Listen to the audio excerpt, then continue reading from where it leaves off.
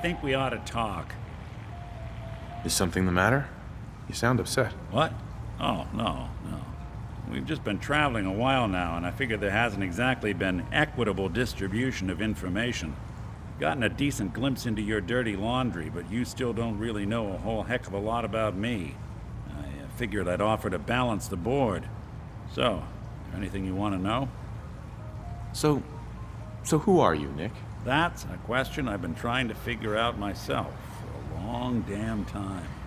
I know I'm a synth, authentic Institute handiwork, but I'm still mechanical, not bioengineered like the fancy synths giving everyone the willies these days. I get tune-ups now instead of checkups.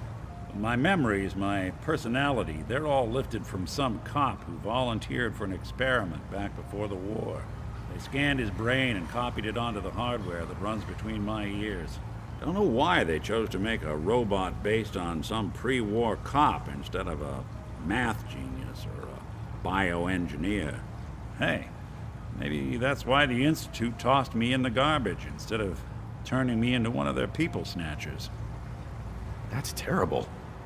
They really just threw you away? Sure did. It was quite the rude awakening. I remember waking up one day in a garbage heap, a body in tatters and a head full of memories belonging to a man who'd been dead for 200 years. Suffice to say, it was a confusing couple of weeks. Folks didn't really know much about synths back then, so when I finally ran into people, they mostly treated me with caution rather than hostility. But the kids, they weren't afraid. I think his name was Jim. The first person to actually speak to me after I got the boot from the Institute. My first human contact in this world. Grilled me for an hour. Once they'd seen I wasn't going to hurt anyone, the other folks in the neighborhood came out to ogle the mechanical man. It eventually turned into a pretty swell soiree. The local mechanic even gave me a once-over, free of charge.